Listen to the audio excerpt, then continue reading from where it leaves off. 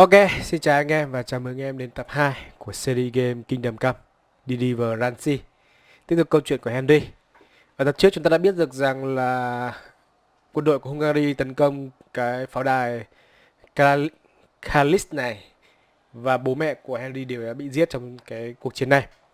Và Henry thì không kịp vào trong thành và các người lính ở canh thành đã bảo anh rằng là tới Mainboard để có thể báo cho cái thành chủ ở khu vực đấy biết cái sự việc này. Rồi hôm nay chúng ta sẽ tiếp tục cuộc hành trình của Henry xem có gì mới nhá. Let's go. Vì cái tựa game này chơi chế độ hardcore khá là khó nên tôi đã hạ xuống ở mức normal thôi. Chúng ta khó có thể chơi được ở mức hardcore.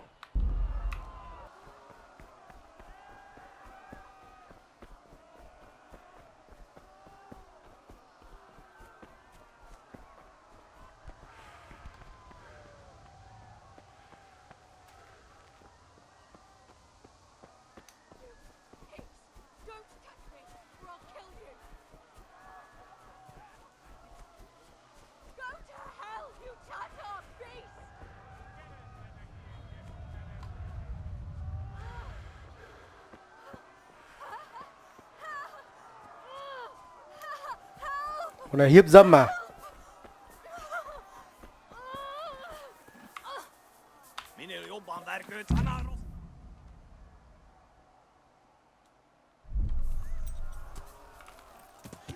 Burn in hell, you animals! Minä joban värgöts ana rossablas, veribond. Kapicsába mi ez? Nyírjátok ki a fattyút! Még sajnálni fogod, hogy... Chạy đội.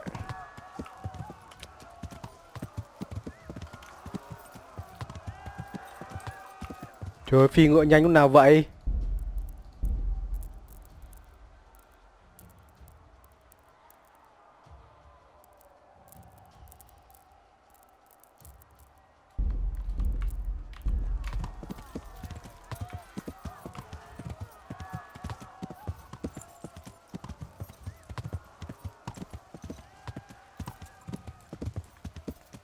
Tôi phải đi đâu đây?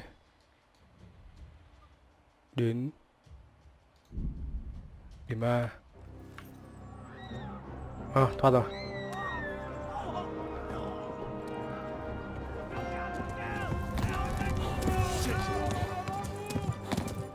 Oh shit. Oh. Có vẻ như tôi cứu được cái cô gái kia rồi thì phải. Bởi vì nó ghi là nhiệm vụ hoàn thành, có lẽ chúng ta đánh lạc hướng bọn này để cho cô ấy trốn thôi.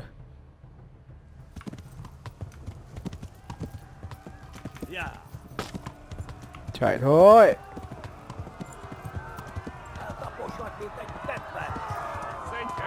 Shit.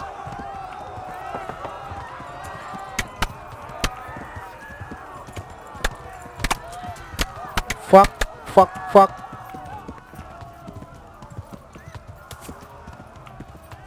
Oh shit. Đi nào.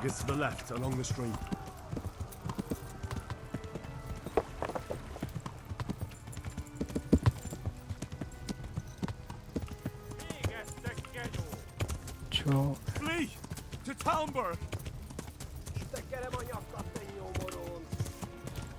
Hình như nó vẫn đuổi sau lưng tôi thì phải. Fuck you bitch. Không dám quay lại.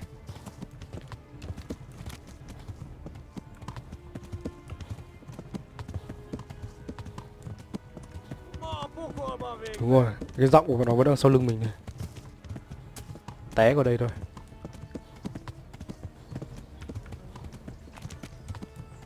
Chạy đi. Chạy tới Mainboard.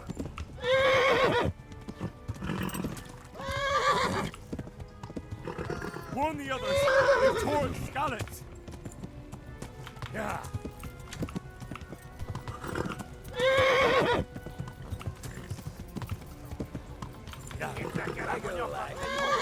Fuck you mấy thằng Hungary nhá. Yeah. Flee to Mainboard. Yeah.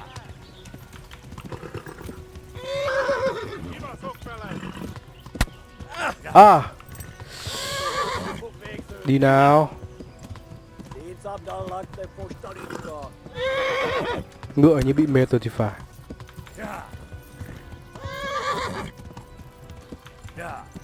Kiveles lekte fast. Yeah.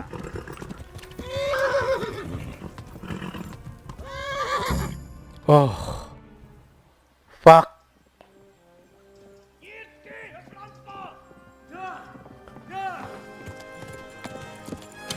Shit.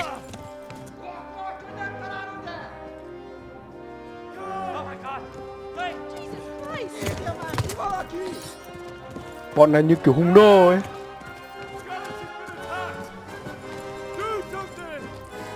Cứu. Quickly, everyone! Get your asses here! Hey! And loose! Hanju! Husungine! Woo.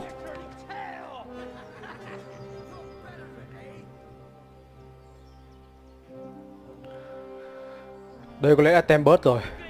Có vẻ là khá gần nhau.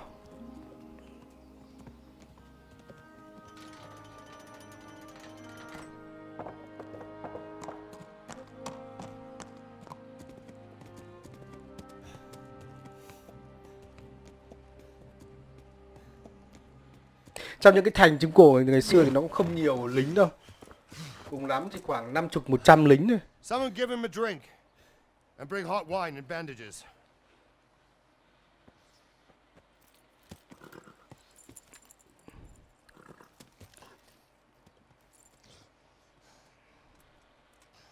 Tell me, boy, who are you and where are you from? What in hell's name happened? I've come from Skalitz. They burned it to the ground. Slaughtered everyone. Who? Who burned it to the A ground? huge army. They attacked without warning. And they weren't Czechs or Germans either. Who then? I don't know. I've never seen armor like it or heard their language. Maybe Tatars?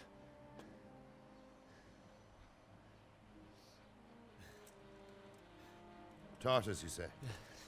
Well, we'll deal with that later. First, let's have a look at that leg of yours.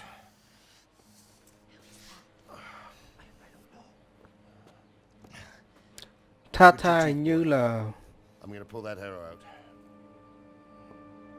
hình như ý nó ám chỉ đến người Nga thì phải. Khu vực Nga thì phải.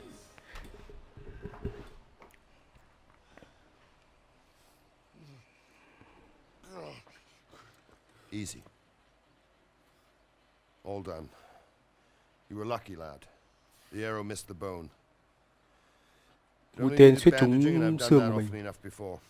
War is a good teacher. Can you stand? There you go. Good as new. Thank you.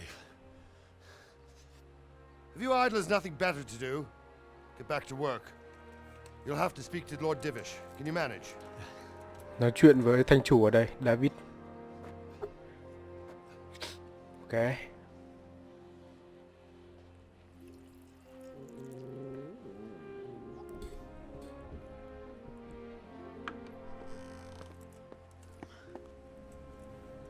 Sir, this is a survivor from... I heard, Robard. Tell me, boy, what exactly happened?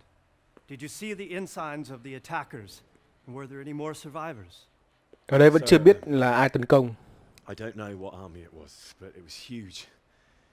There were dozens of banners Có rất nhiều flying cờ hiệu ở across trên Skalitz. trong cái quân đội đó. The ones who did the slaughtering spoke a strange language. Ngôn ngữ kỳ lạ They mà ở đây burned người ta không biết. Skalitz to the ground. But a lot of people took refuge in the castle. Rất nhiều người đã trốn trong lâu đài rồi. I wasn't quick enough. And as I fled, they shouted from the battlements that I should come and warn you. The soldiers the boy didn't recognize. They could be those Cumin. Cumans of Sigismund's. It said they came Cumin to của Hungary from Sigismund. the east, and now they're the core of his army. Sacking Gutenberg must have given him a taste for stolen silver. Như vậy, Skalitz is a small castle, sir. If Sigismund attacks, they can't hold. Indeed, Sir Robard. And our small garrison would be no help. even if we could risk sending them. You think we're next in line? Maybe. Ở đây cũng không đủ quân để tiếp viện. Nguyen cảm giác như quân đánh thuê ấy, của Skalitz, ông vua của Hungary. Son of the Skalitz blacksmith. I know him. Did he make it inside the castle? I'm sorry. It's in God's hands now. No one else can help us. Anyway, thank you for risking your neck to warn us. Robard, take care of Henry. Make sure he gets something to eat and some rest. Yes, sir. And get all the people inside the gates. Ở thời Trung Cổ thì cái lực lượng lính đánh thuê rất là quan trọng, và các vị vua cũng khá là thích trong cái việc là thuê lính đánh thuê. Thứ nhất là họ chỉ mất một khoản tiền. Cái thứ hai là họ không mất thời gian, bởi vì mất một khoản tiền để thuê lính thuê nó sẽ rẻ hơn rất nhiều so với việc là tự huấn luyện một đội quân. Nó sẽ mất thời gian cộng thêm mất công sức rồi mất tiền bạc hơn. Lính đánh thuê nó giống như kiểu một cái dịch vụ có sẵn ấy. Nó sẽ tiện lợi hơn rất là nhiều. Nên là các vị vua Trung Cổ rất là thích cái việc thuê lính đánh thuê. Nó rất là tiện. Nhưng bù lại nó sẽ mất một chút mất tiền và mất phải nhiều khi phải cắt bớt đất cho bọn lính đánh thuê chẳng hạn. Ví dụ vậy.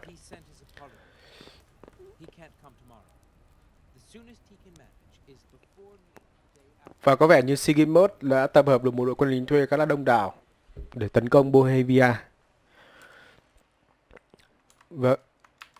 Và bây giờ chúng ta sẽ quét là gì đây?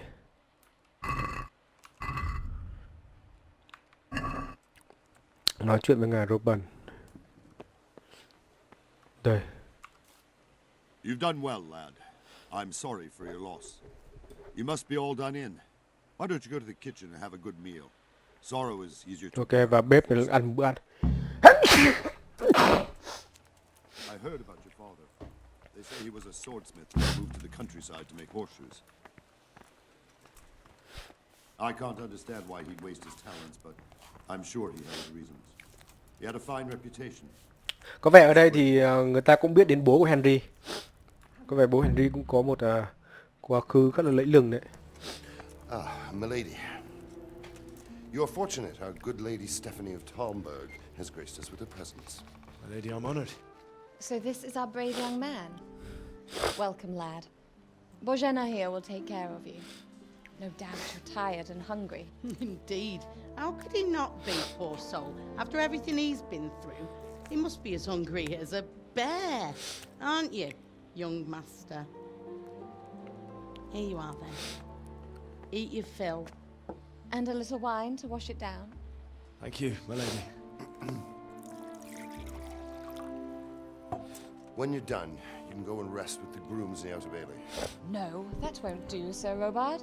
After all he's been through, he deserves a proper bed. Let him sleep in a lodge in the courtyard. Certainly, milady. Young Henry here is overwhelmed by your generosity. Yes, yes. Thank you, my lady. May God reward you for your kindness. Eat up now. You're in capable hands, so I'll leave you to it. Good night. Ok. Good night, man. Về cơ bản thì Google dịch cũng có nhiều chỗ dịch hơi lủng củng, nhưng mà về cơ bản chúng ta vẫn có thể hiểu được nội When dung. you've done, you can sleep in the bedchamber of the courtyard lodge. And don't forget to take off those filthy boots before getting into bed. Đừng nên cất những đôi giày bẩn đi, không được để bẩn giường. Ok.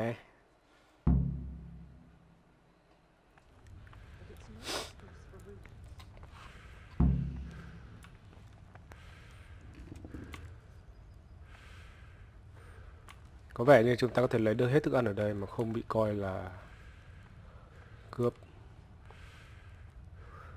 Chưa tiền ăn cho nó ấy đã.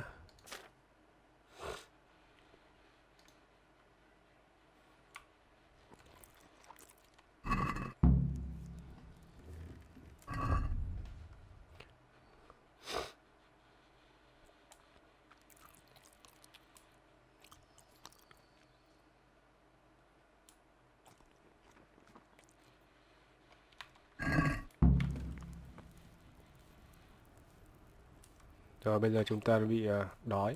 Oh, damn, I'm tired. Rồi, thế rồi, đi ngủ đã.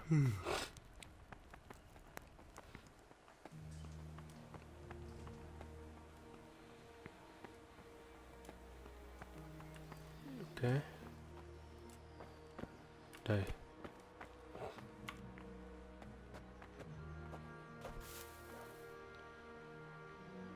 Ngủ. Một ngày mệt mỏi. Bây giờ là đang 7 giờ tối, chúng ta sẽ ngủ đến 7 giờ sáng. Năng lượng không được hồi mắc. Độ thoải mái của giường là 50%.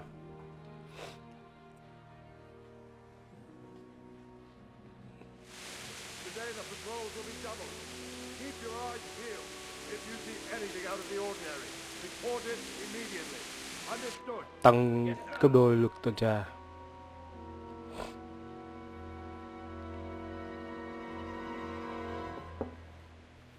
Yes? It is I, Henry. Forgive the intrusion. I didn't wake you, boy, did I? My lady.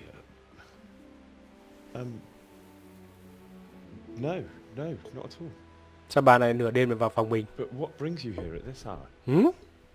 I thought you could do with a little wine. It's just what you need to help you sleep. My lady, thank you. You really shouldn't. You could have sent a servant. I was going to, but to tell you the truth, I couldn't sleep either. Sao mà không ngủ được? I thought of you while saying my prayers. How awful it must have been for you. I came to offer you solace. Đến để an To ủi, let you know you're để cho not mình không biết alone. không phải cô đơn. Là sao? Bà này lại thích trai trẻ. You're welcome. Now, Henry, I know this is all very new and strange for you. But I want you to feel at home here. You're not to worry about anything except getting better. God knows you've been through a terrible ordeal.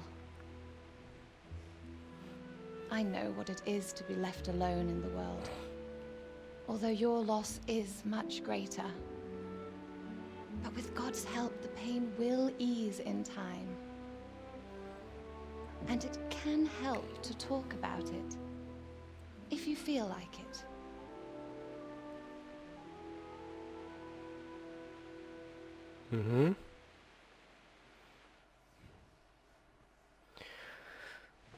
Tâm sự về Chúa Trời à? Cứ thử tâm sự xem nào. Kể câu chuyện về cuộc đột kích. You might be right, my lady. I'll tell you what happened. It was terrible and unexpected. The day started just like any other.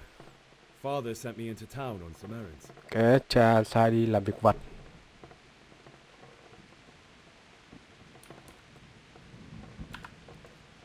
Tôi đi A để fellow không by the đỡ. name of Kunish owed money to father, who sent me to collect it from him. Only Kunish had no intention of paying. It got a bit heated, as often happens when there's money involved. But Kunish still wouldn't cough up the coin. Father was too generous for his own good. Đã kể lại quá Letting trình even a đi scoundrel like that buy thu on tiền. Oh. Và có vẻ như là thành công.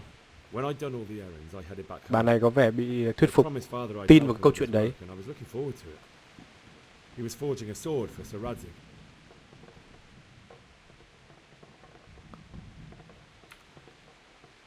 Ok, chọn cái nào cũng được. Chúng ta cũng đều cao hơn bà này. When Sir Radzig himself came to have a look at it. Cái kỹ năng nói chuyện và kỹ năng uy tín của chúng ta đều cao hơn bà này. Nên chọn hai cái nào cũng được. You don't say.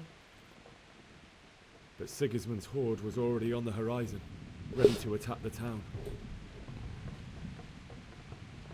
Rồi, chúng ta chọn A cái nào horde cũng of được. soldiers was amassed. Cái đánh nhau thì là không được. Tents flapped Đánh in nhau the bởi vì wind, đánh nhau the armor mình bị glistened thấp hơn. in the sunlight, and the horses whinnied impatiently. They were waiting for Sigismund to give the command to attack. How awful. And then death descended on Skalitz.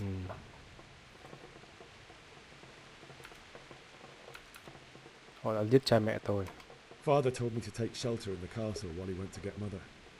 She was stranded in the town, surrounded by Sigismund's butchers. And then I saw him knocking down one human after another. I never saw him fight like that. But then the leader of Sigismund's raiding party, a knight in full armor, saw Father and charged at him. He cut down my father without a thought. And then he turned on my mother. He murdered her in cold blood. You poor boy. May the Lord have mercy on their souls. I ran to the castle like our neighbours to take cover, but I didn't make it. I had to find another way to save myself. The men on the battlements called down to me to flee to Talmberg and warn you. I was lucky I knew a concealed path around the castle.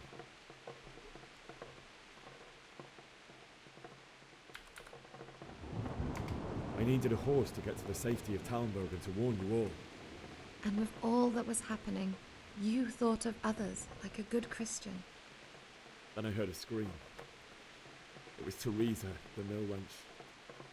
She'd been caught by a gang of Cuman savages who planned to violate her. I had Sir Radzig's sword, and even though there were several of them and they were better armed, I had to try and save her. I wanted there to be at least one person I'd helped. Lúc đó là Henry đang muốn giúp cái cô gái kia. After that, I stole a horse from them and rode off. Và có vẻ là thành công thật. Chúng ta đánh lạc hướng được bọn Cuman. It will haunt me for the rest of my life. That's terrible. How could something like that happen? God alone knows why he lets such things happen. Poor boy. I understand your grief, but God is not to blame for the ills of this world. That is the work of Satan and those who do his bidding. Those who are corrupted by greed, envy, and pride. You must not lose faith. Bà này đang ăn ủi rất là tốt. Nhưng cảm giác như bà này đang có ý định gì với Henry vậy? Merciful to me and my husband either. Although in comparison to the horrors you went through. I was young when I married my husband. It was my father's wish. Có vẻ cuộc hôn nhân này là cuộc hôn nhân chính trị. David thì lớn hơn bà này rất nhiều tuổi.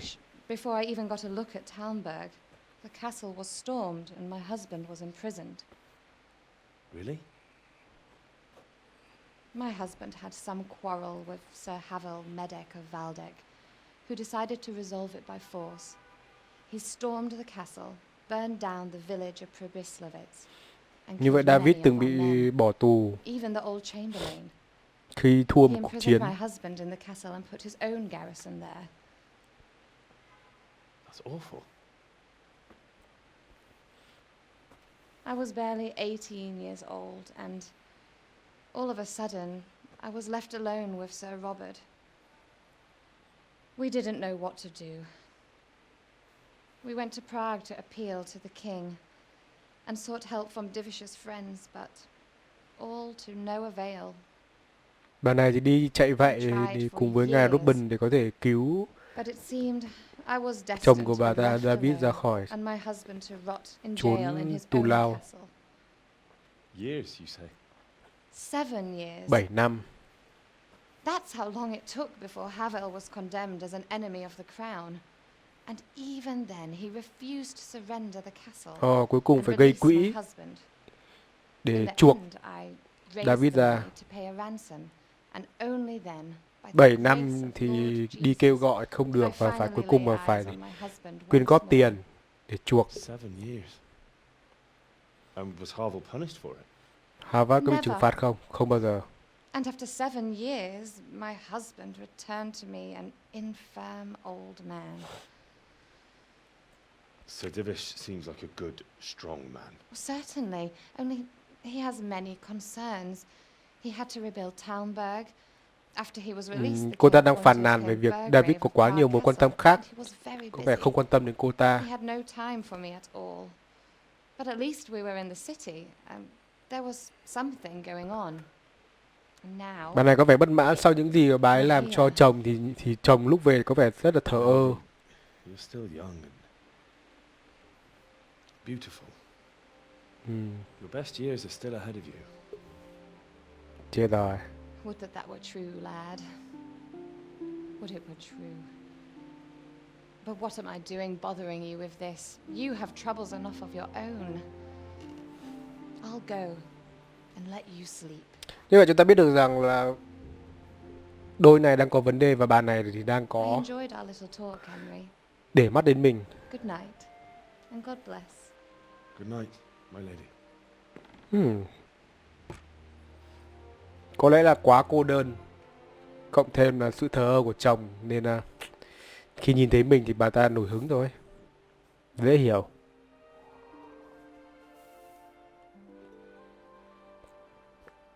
Ok. Một đoạn hội thoại nhỏ cho chúng ta biết được tình hình của Mainboard. Có vẻ gặp ác mộng rồi.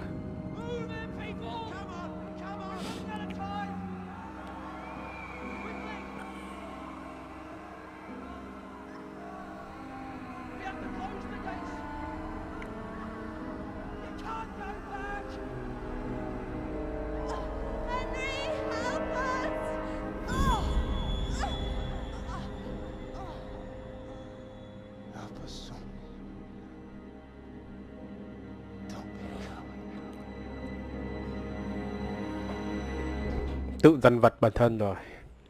Tự trách mình. Henry, wake up. You don't want to miss this. What is it? What's happening?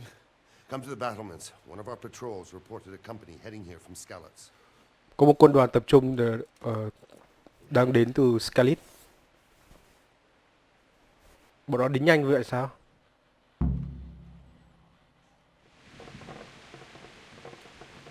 Rồi chúng ta sẽ đi đến đấy. Lấy ngọn đuốc từ bàn. Lấy ngọn đuốc từ bàn. Đây à?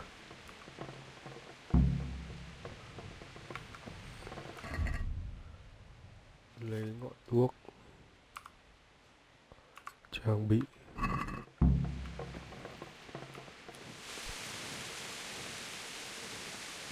Rồi. Ông ta bảo mình đến đây đúng không? Cứ đi theo cái chữ A này thôi.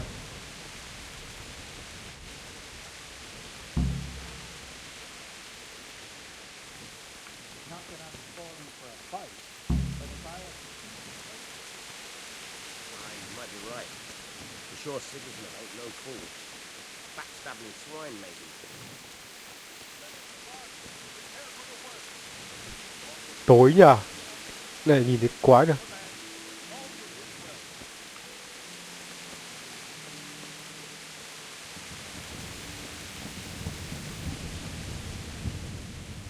Điều gì đang xảy ra? I don't know. It doesn't make sense. Why would Sigismund advance on Talmud in the night? Especially since he's lost the elements of surprise after the raid on Skalitz. Maybe it's not him. Hắn đang nghĩ rằng là tại sao đội quân đấy tiến vào đây khi bị mất yếu tố bất ngờ rồi. The spy on Sigismund said he'd set up camp and was getting ready to storm the castle. And so Radzig is an experienced soldier. He'd surely hold the castle for quite some time. It doesn't make sense.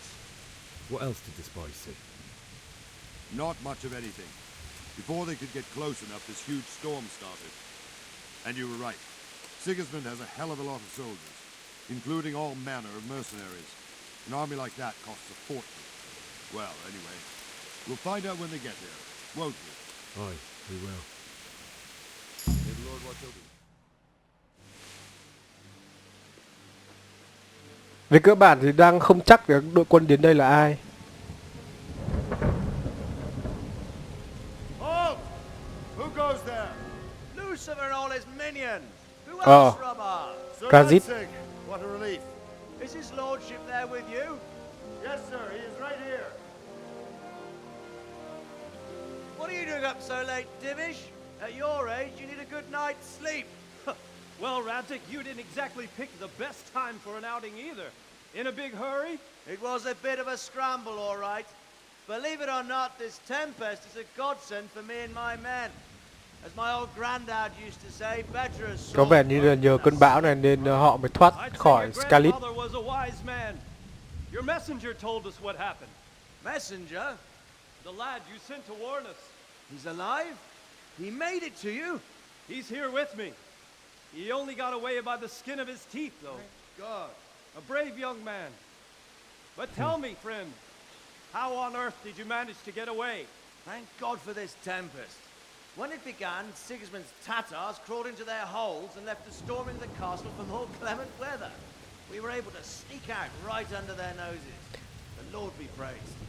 Chính vì do cơn bão này nên quân của Sigismund không thể lên được pháo đài và Razid có thể thoát được. Và với việc ngày mai mà quân của Razid vào lâu đài thấy không có ai thì họ sẽ tới đây. Razid sẽ tới Rajai. Chỗ đó thì rộng hơn để đủ chỗ cho mọi người. Mainboard thì không đủ.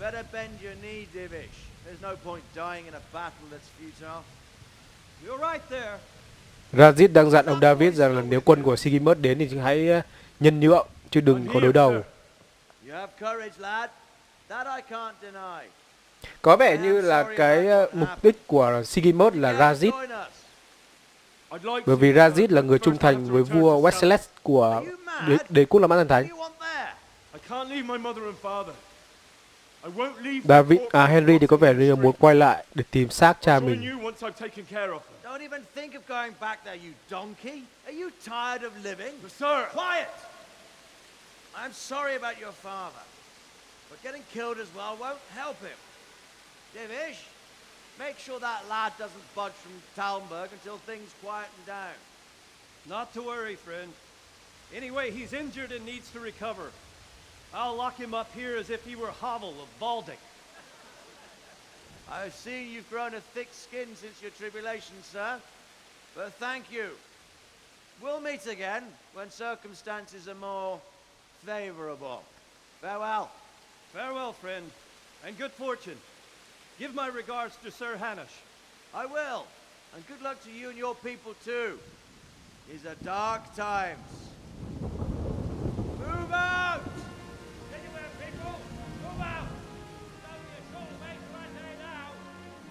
Như vậy là cũng may mắn là người dân ở Skalitz là vẫn còn sống, không phải chết hết.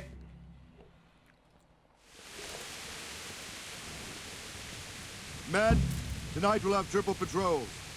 Sort out the watches between you as always. Nói chuyện với ngài Robin đi. Tôi có thể giúp đỡ không? I could use an extra pair of eyes, and yours are keen. Will you keep watch at the battlements with my men? Is that a request or an order? I'd rather it was a request you answered yesterday. Of course I'll help. I'll have to pay you back somehow after all you've done to me. Splendid. And don't worry, I'll tell the men to relieve you later.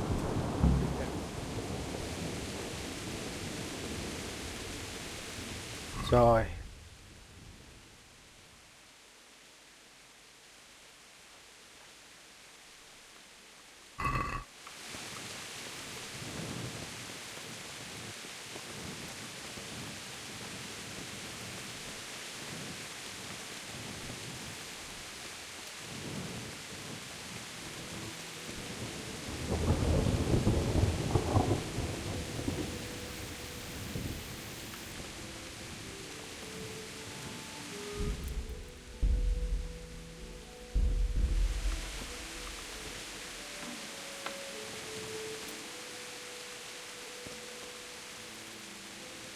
Wandering around like a stray sheep. Must be your first watch, eh? I don't think anything much will be happening today. You can just lean against the wall and wait till morning. I'll show you what's what. I will. Thank you. Ok. Chờ đến sáng. Có vẻ như tôi có thể vào đây để trộm ít vũ khí này. Tôi đang cần khá nhiều đồ.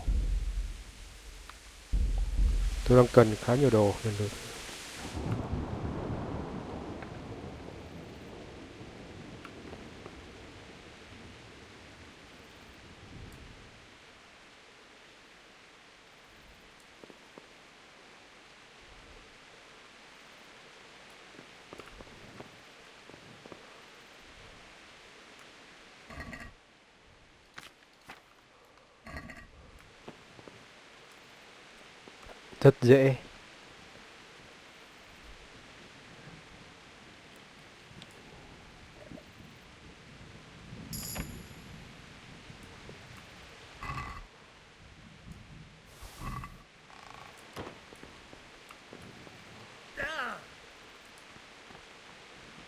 Khó, rất khó.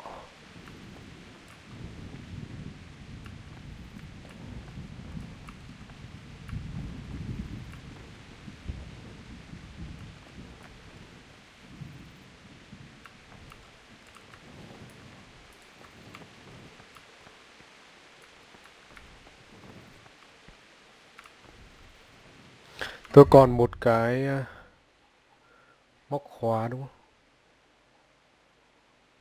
Hai cái móc khóa. Thử xếp lại nữa. Thôi, chẳng hết đâu.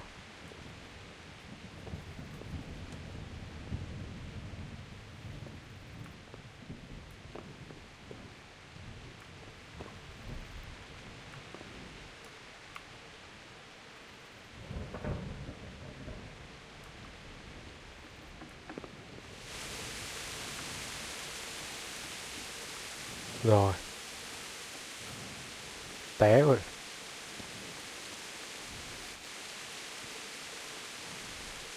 Đi về ngủ đã.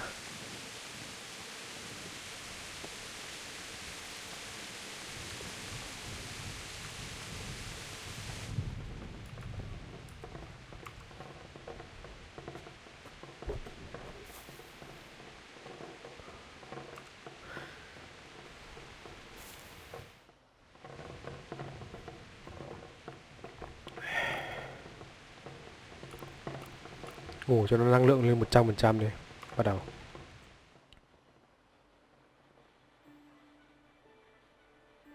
Rồi lại có sự kiện gì xảy ra đây? Có tiếng kèn. Quân của Skalitz đến rồi chăng?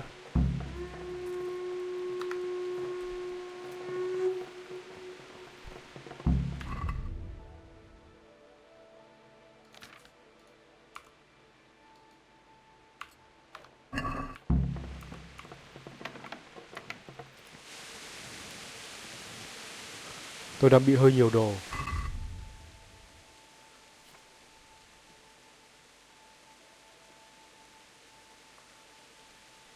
Với việc mặc những cái này vào thì không biết được họ có biết không nhỉ?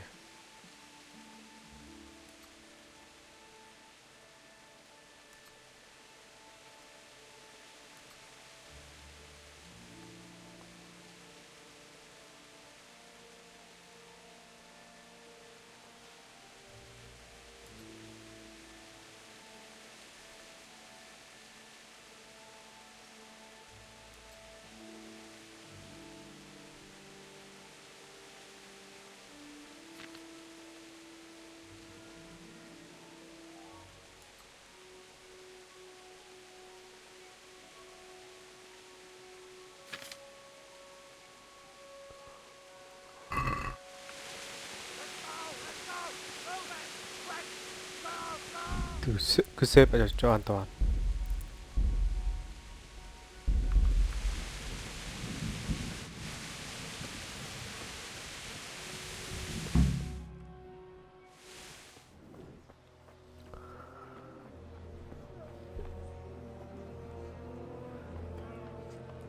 Có vẻ như quân của Skalitz đến rồi. Oh my god.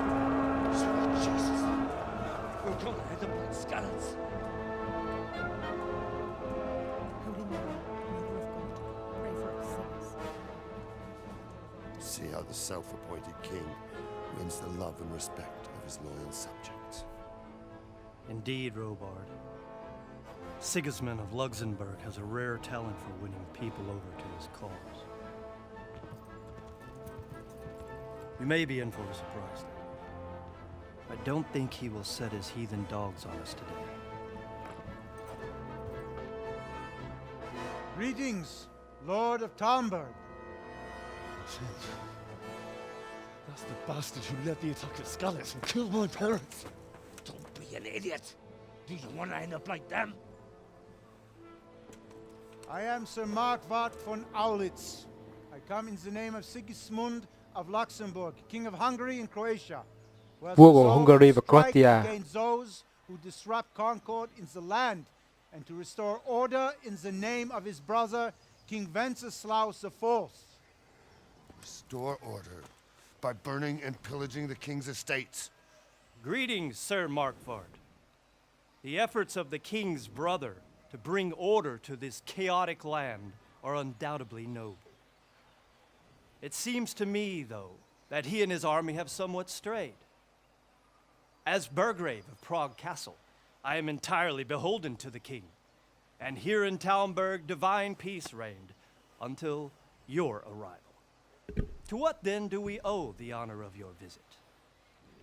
Yesterday, His Majesty took action against the enemy of the kingdom, Sir Ratzik Kobila, who has been using the Đúng rồi, có vẻ như Skalitz là mục đích của bọn này chỉ là Razit thôi, bởi vì Razit là tổng tư lệnh quân đội của vua Wessex. The insurgent escaped. Would you happen to know, noble sir, where he might Và thằng này be thì at this muốn time? hỏi rằng là cái vị trí của Razit.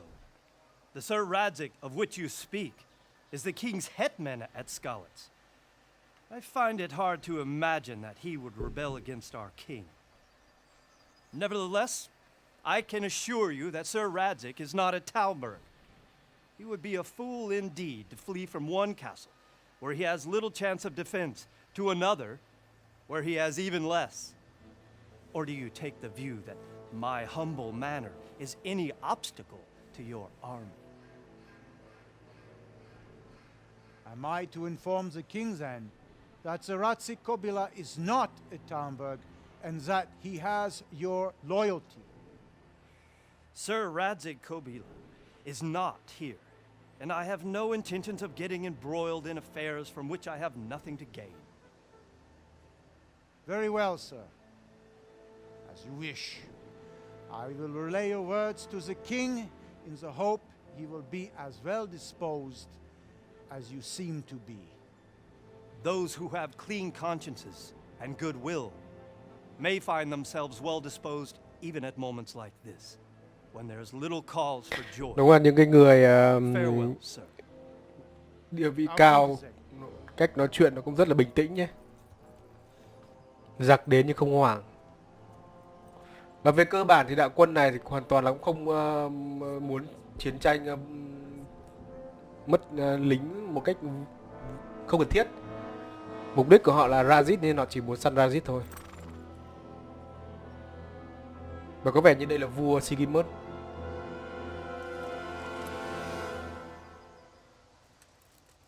Rút quân.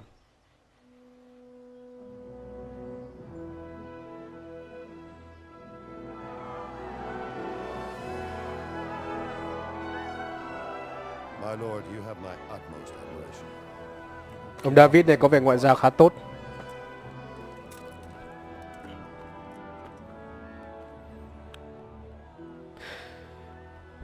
Càng nhé.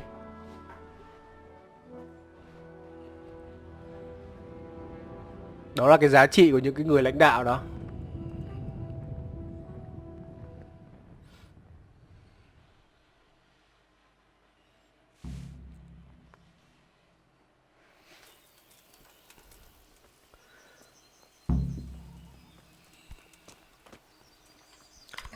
Rồi quest tiếp theo của chúng ta là lấy một con ngựa.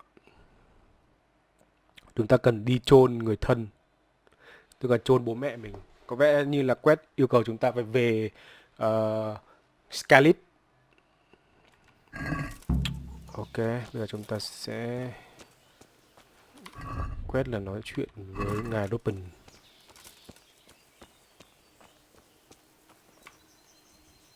My respects to you.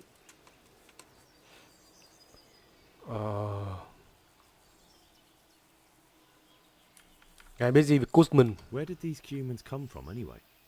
I don't know much about them, only what the Chamberlain said, that they came to Hungary from the east and settled there. Hungary phương Đông. Godless barbarians and merciless fighters. Chuẩn, nhiều khả năng người Nga. used to say the Hungarian king shouldn't enlist them. Là một người, because they nhóm những người vô disordered thần. the rules of warfare. But when there's power and money to be had, it seems that honor isn't worth my spit. And believe me, It's always about power and money. Như vậy nhiều khả năng Cuman là người Nga rồi. Sigismund là ai? What happened in Kuttenberg? Không phải là ai mà là sau là sẽ làm gì sau này. I'm just a simple soldier, but the good Lord gave me ears, and I've heard some things from Sir Divish and from those who fled from Sigismund's pillaging. Were there many? Indeed, but it was the Kuttenberg mercenaries who came to see me, because I knew them from before. I see. Listen, lad, these are all games of the high aristocracy. In Prague, a cabal of nobles rebelled against King Wenceslas, wealthy aristocrats who took against our king for reasons of their own.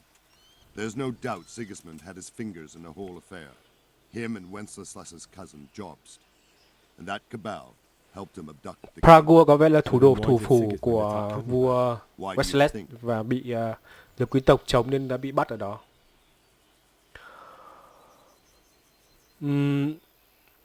Nó có phải một vị trí chiến lược không?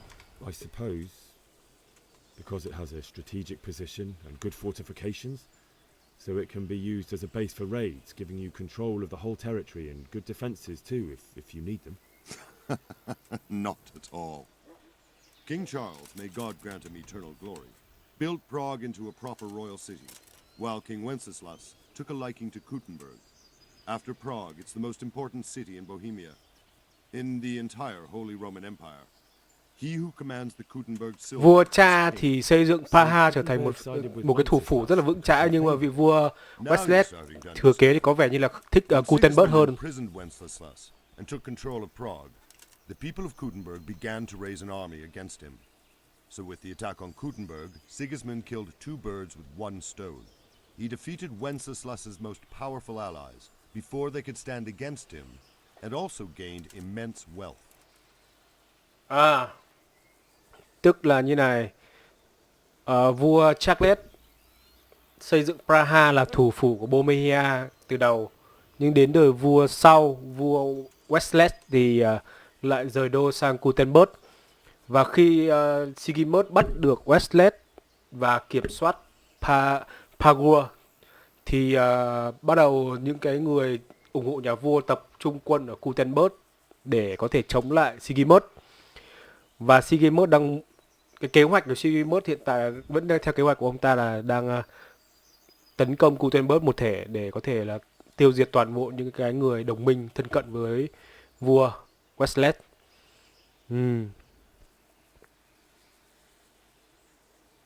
Ông ta muốn diệt thật nhanh để đỡ phải bọn nó tập hợp quân đông lại không đánh được. Ok. Tại sao Sigismund lại đột kích Skalitz? Why did Sigismund burn down Skalitz and then come here too? That's war for you, lad. Certain lords have resolved to take things into their own hands and eliminate anyone who doesn't share their view. Ngài Razit là một người chống đối với quan điểm của Sigismund. He was sitting on a pile of silver that could help King Wenceslas's allies. Cho nên là Skalitz là mục tiêu là như vậy. Tôi phải đến Skalitz. What would you do there, lad? Sigismund might have left, but the place will be swamped with robber barons, brigands, Sigismund đi nhưng vẫn còn những bọn cướp. Anyway, your lord commanded you to stay here. Ok, như vậy chúng ta cũng không biết được rằng là Robert có kỹ năng nói chuyện như nào. Robert kỹ năng nói chuyện của tôi nghĩ khá là cao, các thứ từ.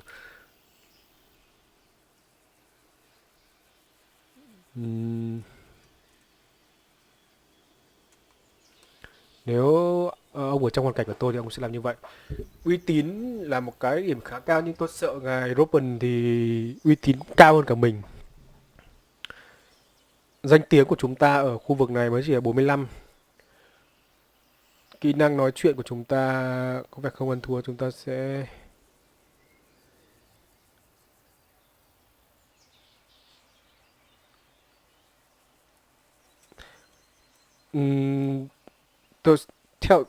Tôi đang nghĩ đến việc là không trả lời câu hỏi này. Đừng bận tâm. Bởi vì tôi nghĩ chọn cái gì chúng ta phải thua thôi.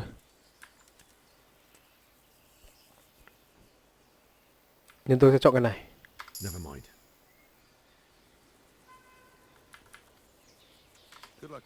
Như thế sẽ hợp lý hơn, bởi vì tôi nghĩ chọn cái gì cùng ấy thôi.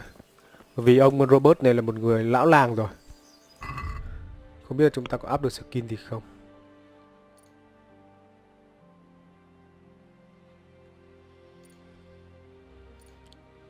Ăn nói, chúng ta có thể nói được up được 3 cái. Sẽ được cộng 3 khi nói chuyện với những người quý tộc và giàu có.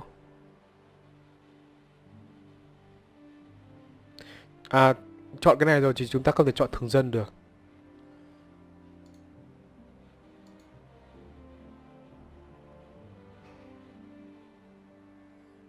À, khi cái này giúp ích cho việc trả giá này. Nhưng tôi nghĩ là chúng ta sẽ nói chuyện với thường dân.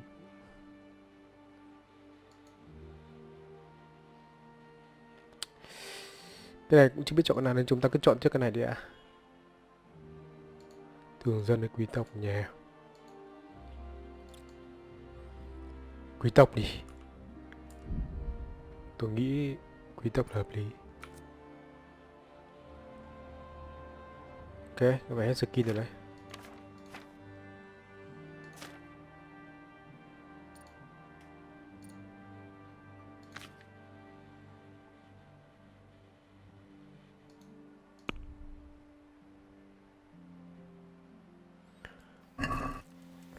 Rồi. Với việc là chúng ta lấy trộm đồ ở đây và có vẻ như không ai biết thì chúng ta mặc vào vẫn không ai biết. Khá là ổn. Bây giờ tôi phải đi tìm một con ngựa. Nhưng mà trước khi đó tôi cần phải bán bớt đồ đã.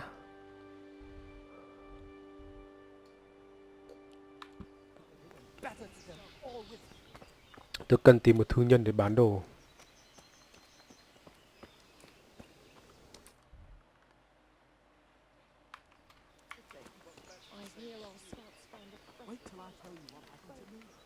Lái buôn này. God be with you. Can we trade? If you've got the coin. Good luck to you. Chúng ta không thể bán những cái đồ trộm ở đây được. Chúng ta sẽ bán những cái đồ nặng ở đây đi.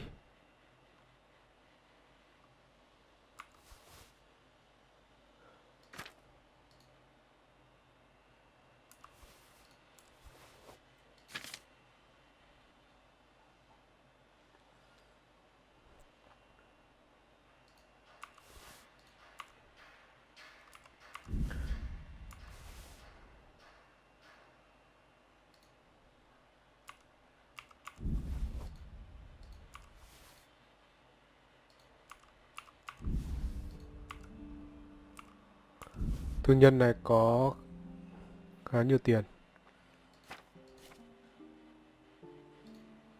Tạm thời bán mất cái này đi ạ.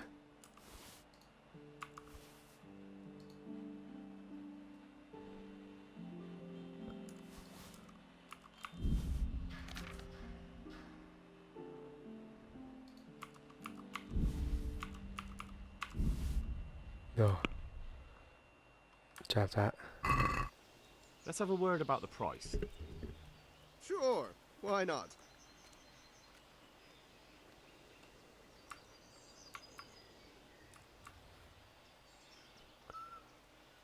Có vẻ như thương nhân này không đủ tiền. Ông ta chỉ có 50 đồng thôi, được rồi, chúng ta cũng cần phải bán bởi vì tôi đang bị khá nhiều. Something on top for a good measure. My word. Thank you kindly. Rồi, không sao. Cũng được có danh tiếng. 84 vàng. Danh tiếng của Mainboard thì chúng ta là 50, Skalitz 91.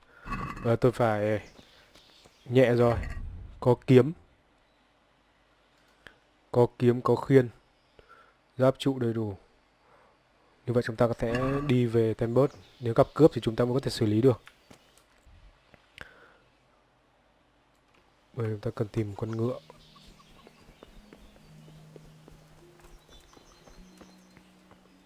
Tôi nhớ chỗ này có ngựa này. Rồi, gì đây? Cho save vào đã.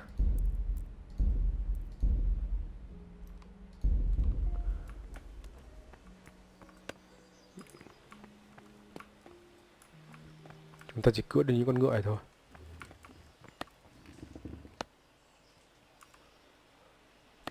Tốc độ 28.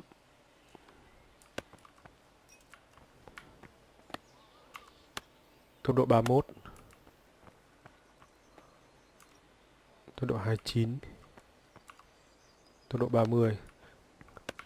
Con ngựa này có vẻ như chúng ta không cưỡi được. Rồi chúng ta sẽ lên con ngựa này.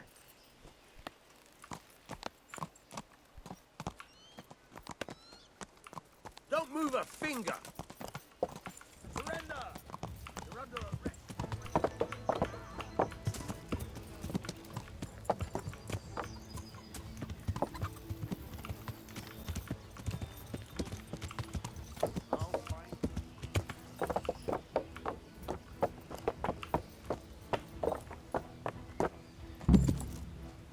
Ok.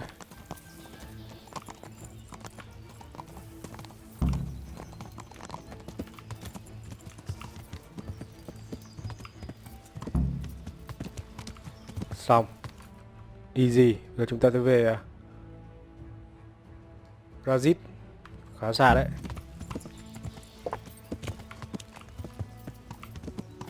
Yeah. Very cool.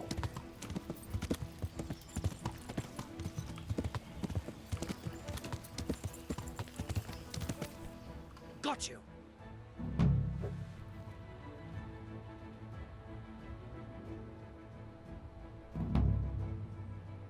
Ok.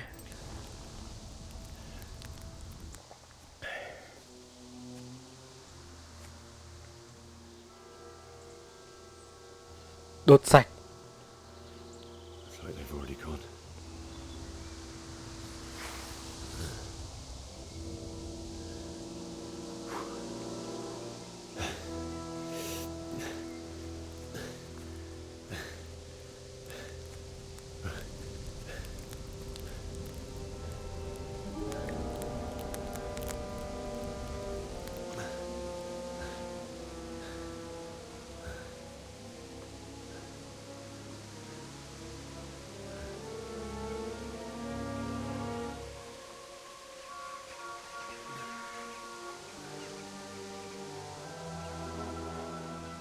Rất nhiều người chết đây.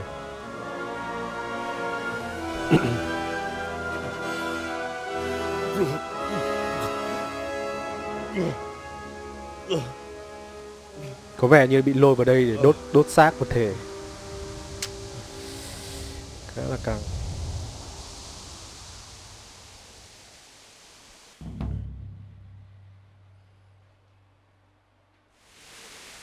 Rồi.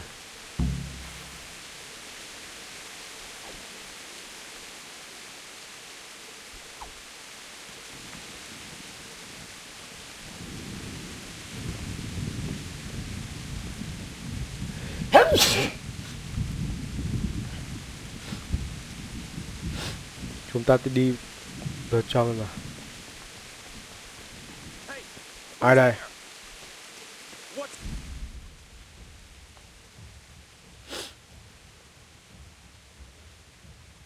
Ok. Well, I never.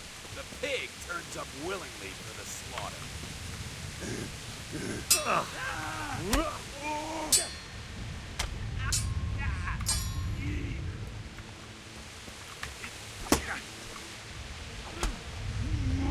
Giặc cỏ, giặc cỏ.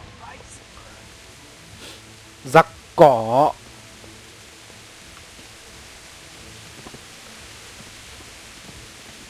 Lục đồ.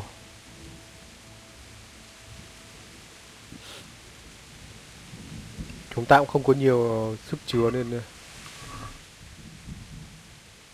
lấy cái nào bực tiền thôi.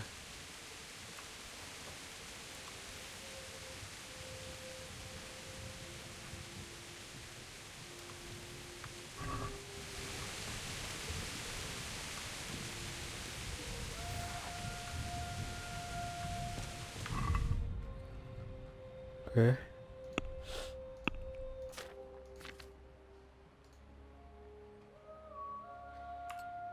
Trang bị vào.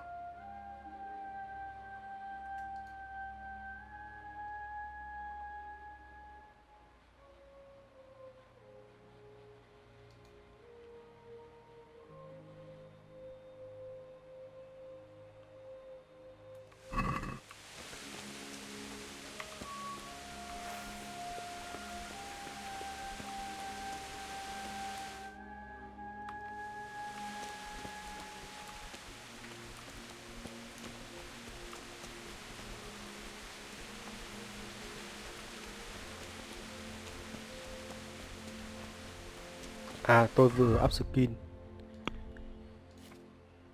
Sức mạnh.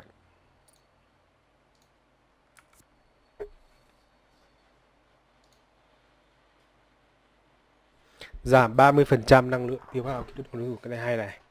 Học. Tôi đang cầm khiên. Tốt. Cũng may chúng ta trộm được ít giáo giáp, chứ không là cũng căng ấy. Có cái khiên thì nó đỡ hẳn. Ồ. Ở đây có tiền này. Sorry. Đằng nào thì mọi người cũng không sống để tiêu được nên tôi tiêu hộ.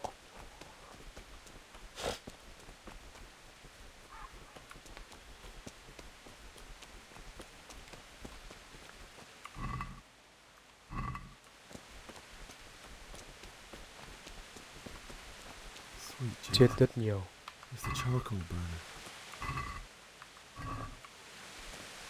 Rất nhiều người chết.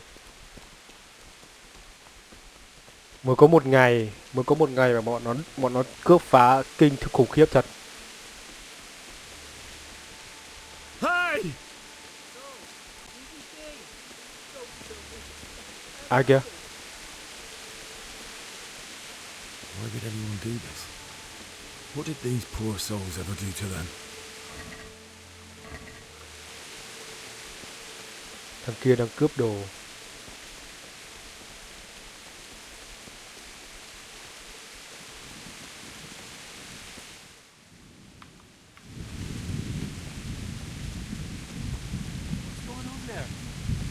Hey! Well now, it was just pouring out from under some rock.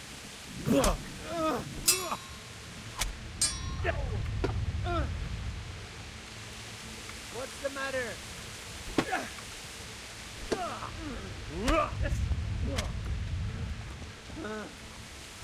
Thể lực của mình hơi yếu nên chém một tí mình đã hỏng rồi.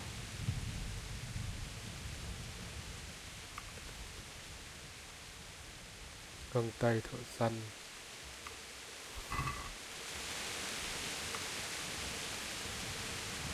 Khá nhiều đồ đấy, chúng ta không thể vác hết được. Để thôi xem giáp của chúng ta còn cái gì. Cái này ấy hơn này.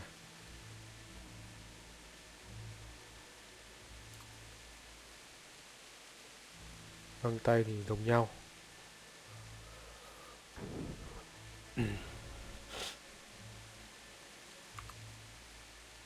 Cái này có lẽ là cái khỉu tay.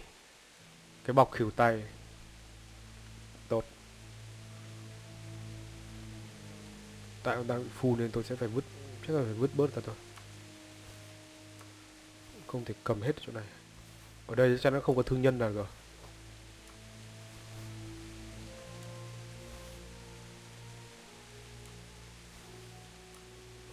Ôi, bấm nhầm.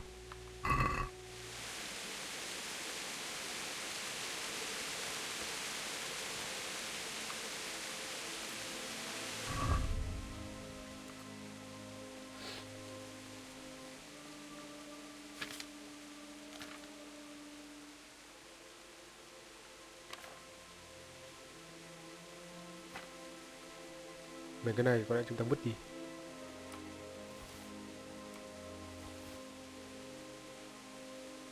Đó. Rồi.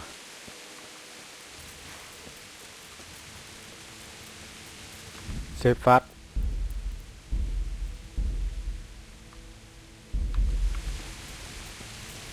Rất nhiều người chết ở đây. Và chúng ta cần phải vào trong này.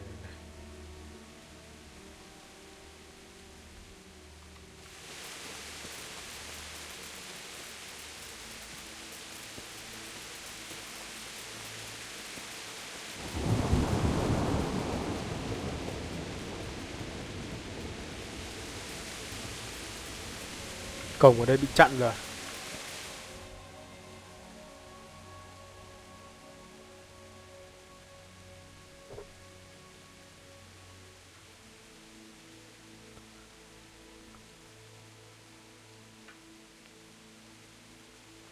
Nếu không chúng ta sẽ đi vào cổng này xem.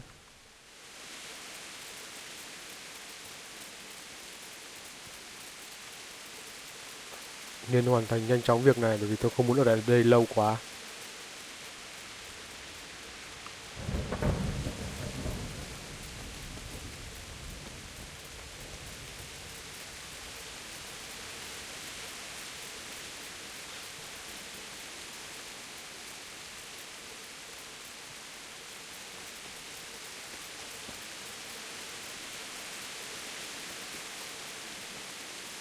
Ai kìa, như lại là một tên cướp. Hey! What's going on there? Well now, who blood comes pouring out from under some rock?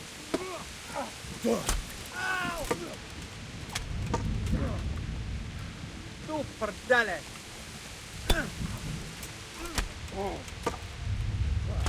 Mày này.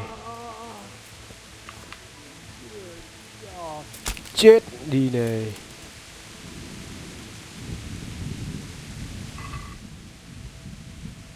Ồ. Cái này sắp hỏng rồi.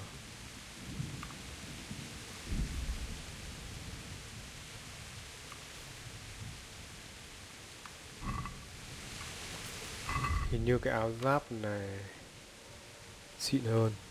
Cho đeo lên. Tuy nó sắp hỏng. Không sao cả.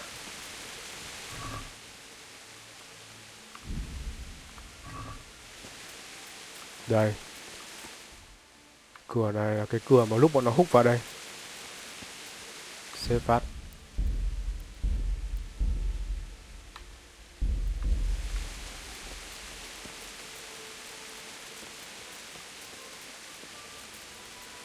Bailiff. He didn't run like me. A guy with a sword in his hand.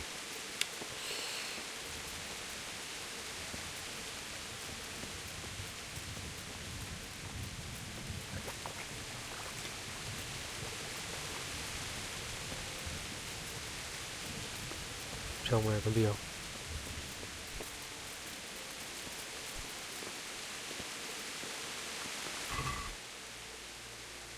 Khá nhiều tiền. Xúc xích và thịt khô.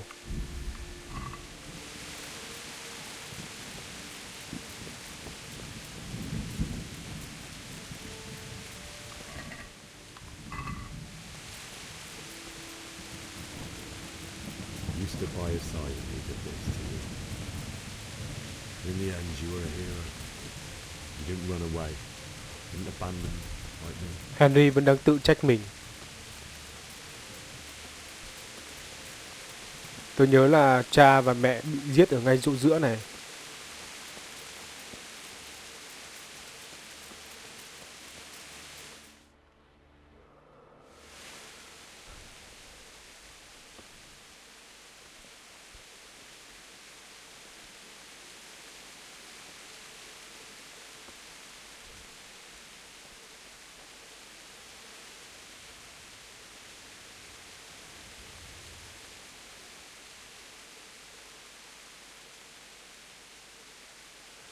Why did you do it to me, Father? Why? Why did you leave me?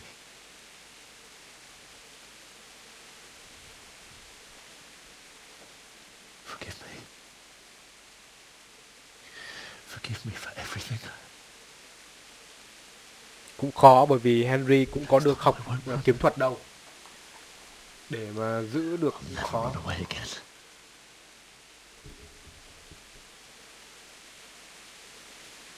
The one who did this to you. I remember his face. I'll find him.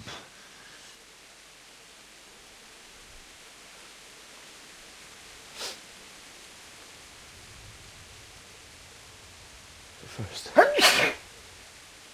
find the shovel and take care of you.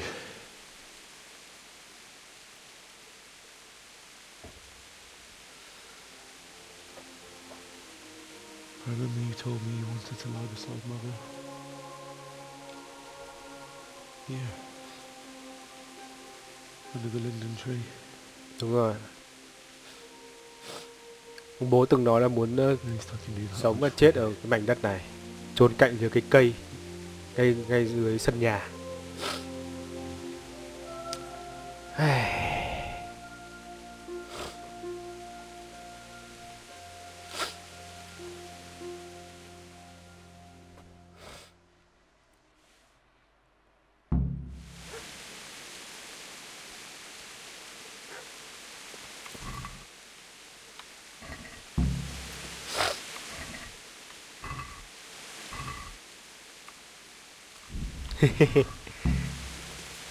Tôi vừa nghe cái tiếng chó ở đâu ấy. Xem pha nào.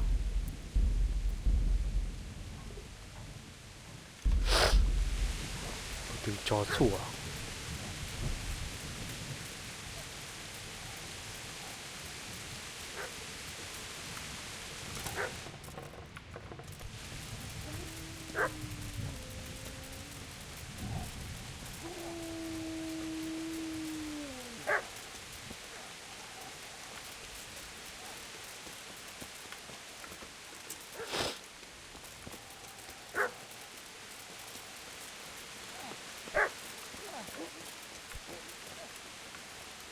Shit.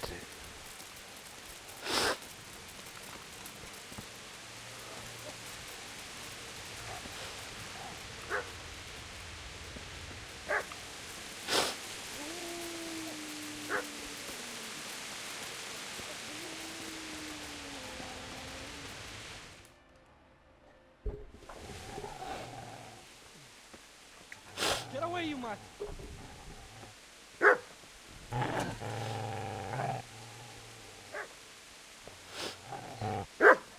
Get away, you beast! What's going on? Bishop? What in God's name are you doing? What do you think I'm doing? Digging turnips? The beast just went from me. Isn't that mutt the butcher's? No. But isn't that body the butcher's? Yeah, that's him. What's that got to do with anything?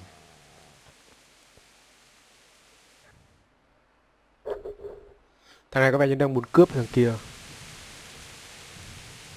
Nó chỉ đang cố bảo vệ chủ nhân của nó thôi. I'd say the poor creature is standing guard over his master. You won't kind of get to him, will you? What do you care what I'm doing? What are you?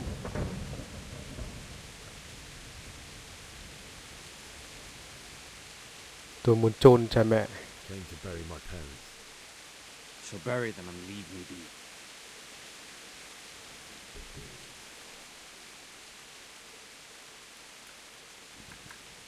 Điều gì đã xảy ra với Teres? Do you know what happened to Teres Caesar from the men? là cái cô mà mình cứu lúc chạy đi đấy. The humans wanted to. They meant to violate her. God knows what else. No, I don't know. What do I care? They probably raped her and killed her like all the others. Her misfortune. Right now I've got to take care of myself. Làm thế nào có thể trốn được? How do you think I ran? If you lend me that spade, I have to dig a grave. Mình đang muốn lấy mượn cái xẻng của thằng này. Thằng này nó cầm cái xẻng. I see you have a fine sword. I'll gladly trade you my spade for that. How did you come by it anyway? Thanh kiếm này là của ngài Razit. My father forged it for Sir Radzig. It's my duty to deliver it to him. It's not for sale. Nó muốn trao đổi cái xẻng với thanh kiếm. And dig that grave with your sword. See how that.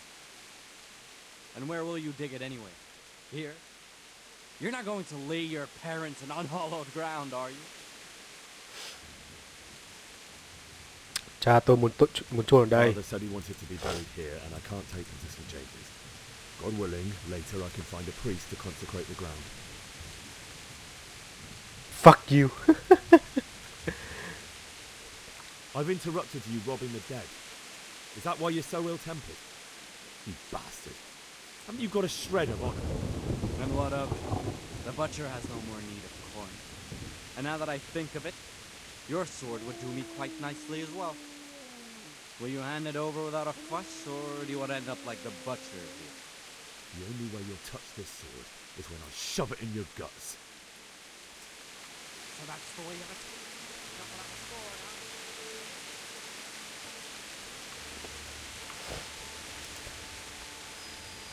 Giành con. Đuổi con chó.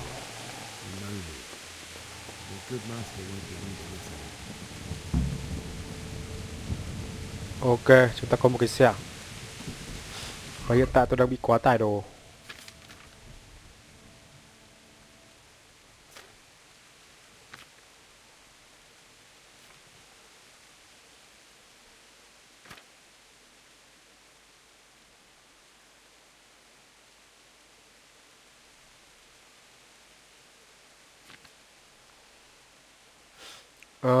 Kệ đi, đằng nào chúng ta cũng không cần phải chạy nhiều lắm.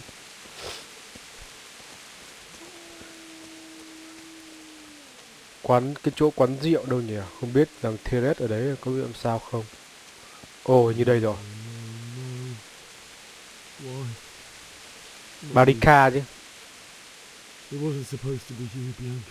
Barracuda bị giết rồi. Nhẫn của Barracuda. I swear it. Shit. Take this as a keepsake to remember you by. Fuck. Đúng là chiến tranh.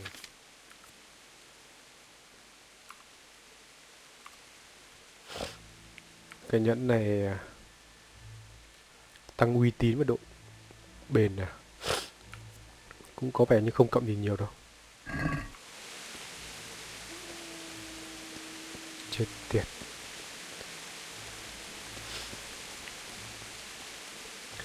Bây giờ chúng ta sẽ lên cái chỗ cây, gốc cây để đào.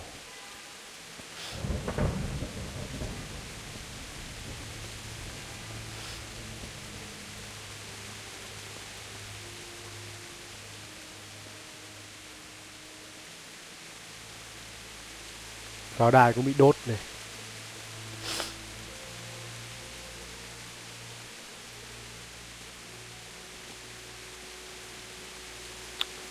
Ây chà, tan hoang.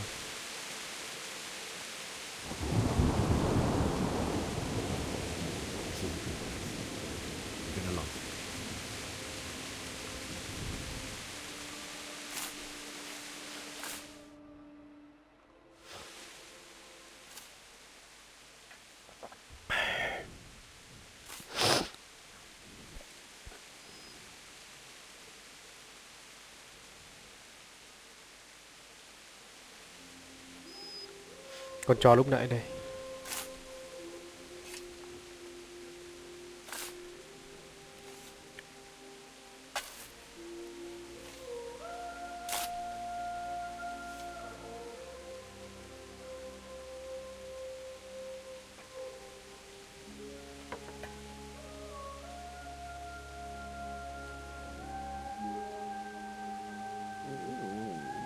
So,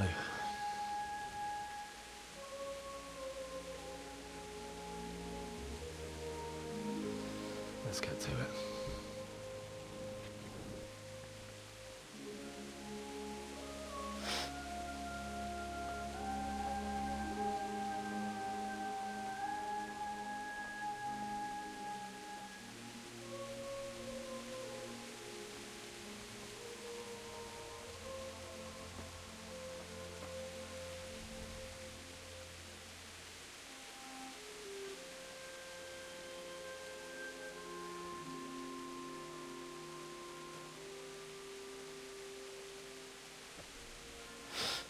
Damn it all. Sao vậy?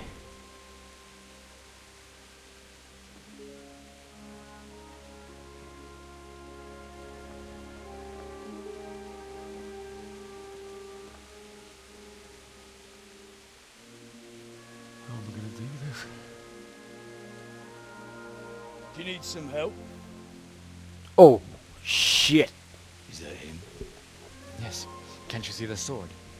Ô, thằng mất dạy kia nó gọi bọn cướp đến à? Who do you think we are?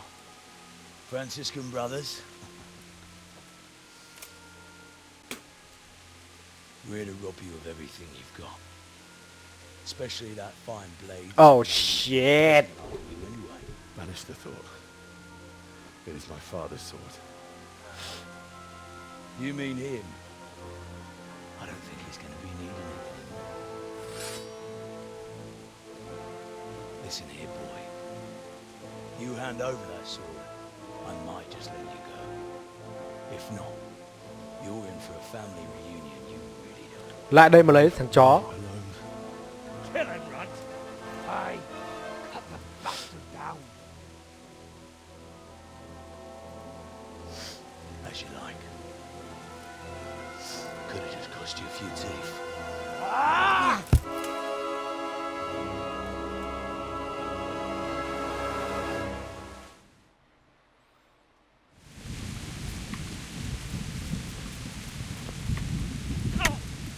Nào.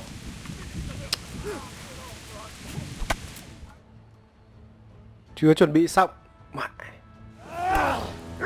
Fuck.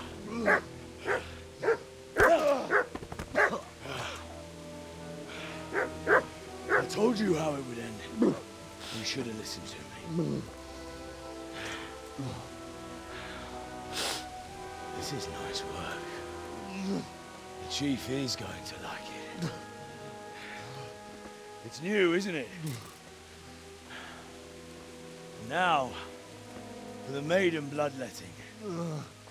Surely your father never would have imagined it would be your blood. I believe there's a word for such moments.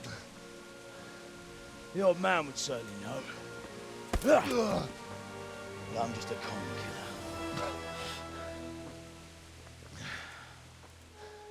Did you help make it? No doubt you did. Such miserable luck. To die by the sword you helped forge. Hey, go fuckers!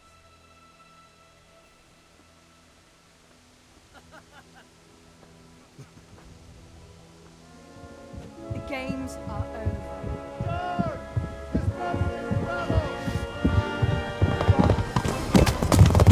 Kinh vậy, ngầu vậy.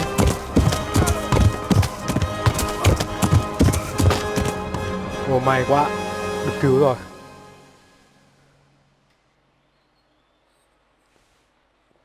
Teres là cô gái mình được cứu, có vẻ may quá được cứu.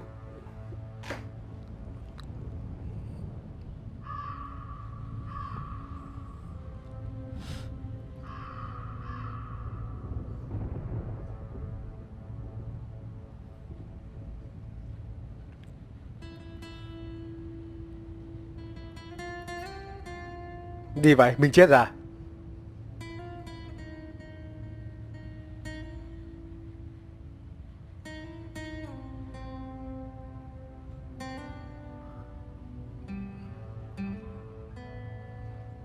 Được chôn rồi.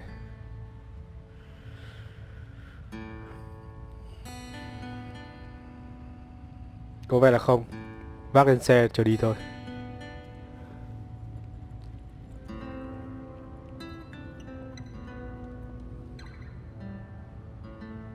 Shit.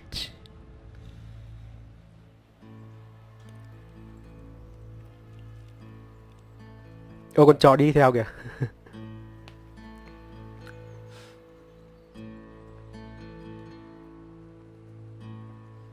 Quay lại Mainboard.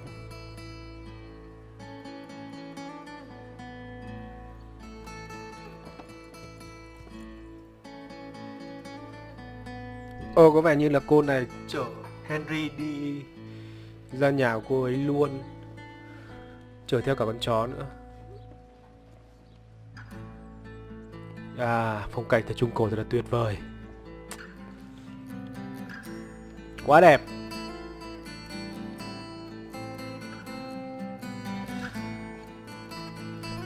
Chúng ta đến đâu đấy? Không biết rằng là cái bọn cướp kia nó có kịp cướp hết đồ của mình không? Thanh kiếm thì bị mất rồi. Đó, đây là một thành khá là lớn đấy.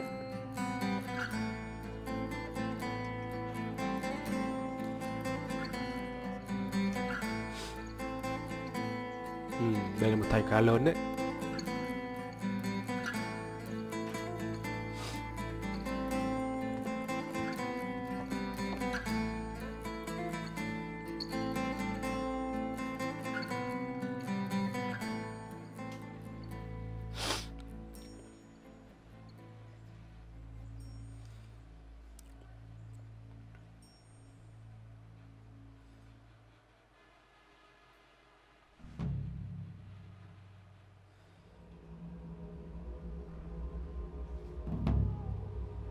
Gì đây? Nhớ lại ác mộng à?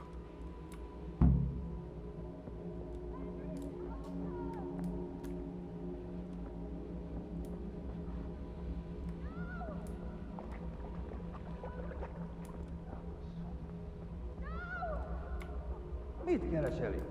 Véletlenül kibújtál anyád szoknyája alól? Aggányban!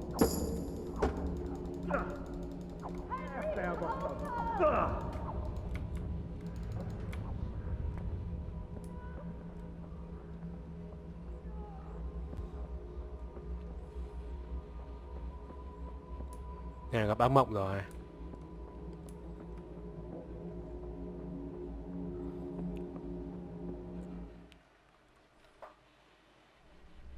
Do you need some help? Shit.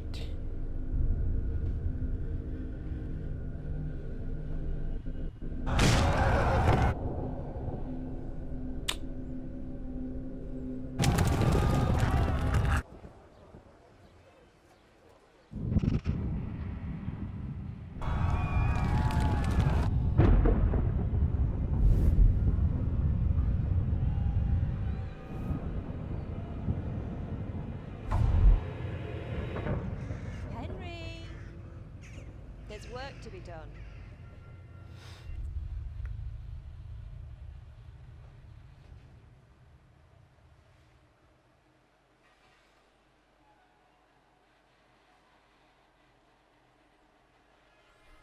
Wake up, Henry. It's past sunrise. Henry, can you hear me? Get up, Henry. Wake up. It's a new day. Henry, can you hear me? Hallelujah. I thought you'd never wake. Were you having a nightmare? Có ác mộng khủng khiếp luôn. Teresa? You still have a fever. Uncle won't be pleased, but you'll have to stay in bed. Có vẻ như Henry được gửi đến nhà của Therese và cậu bác của cô ta. In Skalitz? We're at my uncle's mill in Rattay. I didn't know where else to go. Ở Rattay. Đây cũng là nơi mà You don't remember anything? ngài Razit tới. That's not surprising. I found you in Skalitz after those bandits attacked you. I thought they'd done for you, but you were still breathing. Why in heaven's name did you go back there? It was madness. They slaughtered everyone who didn't run. My parents, I wanted to bury them. I had to... Don't worry. I took care of it. Thank you. Any good Christian would have done the same. Now sleep. You need your strength back. Sau một ngày ngủ ngon. Một số ngày. You're awake. Good morning. It's near midnight. You've slept all day. Oh. Oh, I feel like a horse fell on me. The beating you took was worse. But at least the fever's broken. Làm thế nào mà cô tìm thấy tôi? How did you manage to save me? You were lucky. I was in Skalitz and I saw Zbyszek and his thugs. I tried to distract them, but it would have been no use if those soldiers from Tamburg hadn't arrived. They were searching for you and scattered the bandits. Lúc cô này tình cờ thấy bọn cướp đến và đồng thời là quân của lính của Tamburg đang đến để tìm mình, đến đây để tìm mình. Nên cô ta chỉ luôn. Cô làm gì ở Skalitz? Waiting to die. Chờ đợi để chết. They killed my brothers, my family, my friends. They're all dead. Giết sạch. All of them. Everyone I ever loved. They killed one of my brothers in the mines. After that, what did I have to live for? Don't say that. There's always hope. Như vậy cả nhà của No, there Therese đã isn't. bị giết sạch. But it doesn't matter. I'm a different person now. Họ đang tìm kiếm Searching tôi. for me. Yes. Lord Divish sent them, led by Captain Robard. So tell me, why is a lord of such high standing interested in a blacksmith? So Divish promised Sir Radic he'd look after me. But as for why they should care, I've no idea. Lý do thì không biết. Tại sao họ quan tâm? Cũng đúng. Tại sao họ lại quan tâm đến Henry nhỉ? I'm not surprised. I'll bring you water and something to eat. In the meantime, rest. You're still very weak. Nghỉ ngơi vài ngày sau. Good morning to you. How's the invalid today? Haven't felt as good as this since they lashed me to the wheel and quartered me on the town square. Got your sense of humor back. You must be better. My uncle will be glad to hear it. I had a job persuading him to let me bring you here. If you'd lain around much longer, he really would have dumped you on the town square. You can stay until you find somewhere else to live, but my uncle will want payment for taking you in and caring for you. Tôi đang ở This đâu? is your uncle's house. We're in Ratay Mill. My uncle's mill at Peshek. He took me in, and I talked him into taking care of you too. Okay. I've been lying here long enough. Uncle will be pleased he's one mouth less to feed. But are you truly well enough? Ông chú có vẻ không khoái Well mình ở enough to đây. do what has to be done. Where can I find Sir Radic? He's in the lower castle in Perkstein. He's a guest of Sir Hanush of Leipa. But someone like you can't just walk up bold as you please and demand an audience. I know Sir Radic, and I didn't bring him his sword as I was supposed to. I must see him. If you insist. But you need to speak to my uncle first. You've been in your sickbed for over a fortnight while he paid the apothecary to tend to you, and for medicine. That's a good deal of a coin you owe him. Mình nợ tiền ông này vì ông này trả tiền để thuê bác sĩ cho mình. My God. 2 tuần. A fortnight in bed than an eternity in the grave. If it weren't for my uncle, you wouldn't be here at all. Ok. I owe you both my life, and I'll repay my debt. You have my word. All right. But before you go to town, you should eat something. You're still weak. There's food on the table for you.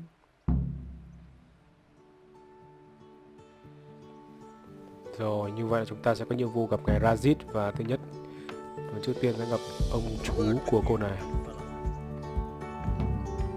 Nhiệm vụ khá nhiều nhiệm vụ. Ok. Rồi, và tập 2 của Kingdom Come Kingdom Come Deliverance đến đây là hết. Hy vọng em thích series này của mình, và nếu xem thì hay và muốn subscribe nút chuông ủng hộ mình. Hẹn gặp em ở những tập tiếp theo trong series game trung cổ này. Xin chào và hẹn gặp lại. Bye bye.